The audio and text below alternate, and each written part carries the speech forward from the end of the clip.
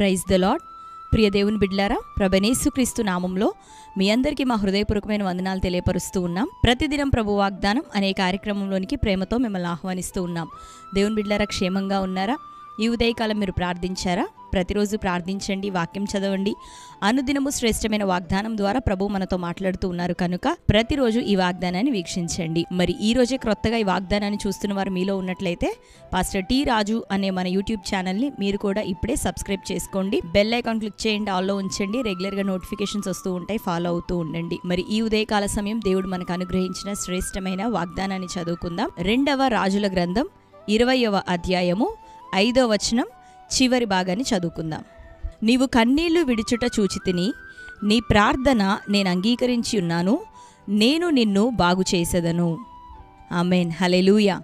దేవుని బిడ్డలారా, శ్రేష్టమైన వాగ్దానాన్ని ఉదయకాలం బహుసూటిగాను తేటగాను ప్రభు మనకు అనుగ్రహిస్తూ మనతో మాట్లాడుతూ ఉన్నారు. విన్నాం కదా, నీ ప్రార్థన నేను అంగీకరించి ఉన్నాను, నీవు కన్నీళ్లు విడిచుట నేను చూచితిని, నేను నిన్ను బాగు చేసేదను. మరి ఈ వాగ్దానం దేవుడి ఉదయకాలం మనందరికీ అనుగ్రహిస్తూ ఉన్నాడు.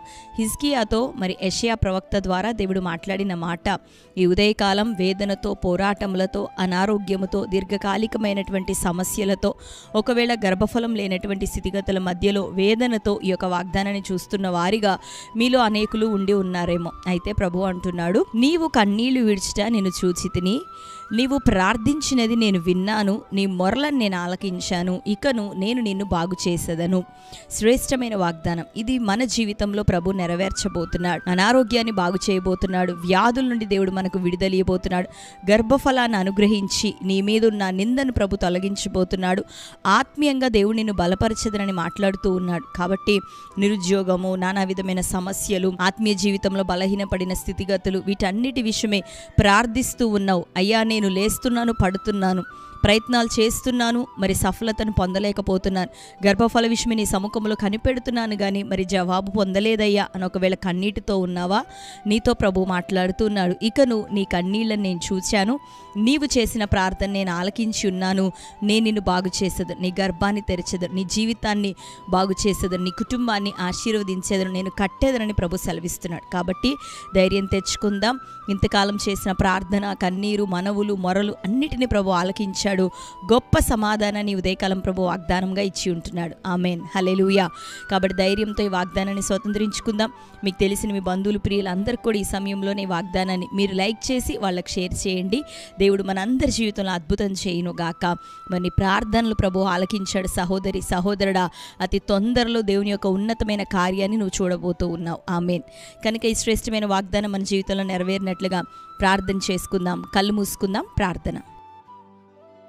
Thank you holy spirit God. యేసయ్యా, మీకు వందనాలు, స్తోత్రాలు. ఈ ఉదయకాలం మరొకసారి శ్రేష్టమైన రీతిలో ప్రభా మాతో బహుసూటిగా మీరు మాట్లాడుచున్నందుకు నీకు వందనాలు. నీ యొక్క కన్నీళ్లను నీవు విడిచుట నేను చూచానని, నీ ప్రార్థనను నేను ఆలకించి ఉన్నాను, ఇకను నేను నిన్ను బాగు చేసేదనని అతి శ్రేష్టమైన రీతిలో మాట్లాడుతున్నారు. నిశ్చయంగా ఈ వాగ్దానం నీ బిడ్డలందరి జీవితంలో నెరవేరాలయ్యా. ఎవరెవరి కుటుంబంలో ఏ సమస్యలు, పోరాటాలు, వ్యతిరేకతలు, ఆత్మీయ జీవితంలో బలహీనతలు, అయ్యా చేస్తున్న ప్రయత్నాల్లో నాయన సఫలత లేని స్థితి, నిరుద్యోగం, ఒంటరితనం ప్రభా, అప్పులు నాయన, అయ్యా బిజినెస్లో లాస్ అయిన స్థితిగతులు, ఇట్టి సమస్యలు అన్నిటి నుండి యేసునామములో విడుదల కలుగును గాక. ఈ రోజు వరకు నీ బిడ్డలు చేస్తున్న ప్రార్థనలు ఆలకిస్తున్న దేవుడు, ఇకను గొప్ప సమాధానం, అన్ని పరిస్థితులు బాగు చేయబడును గాక.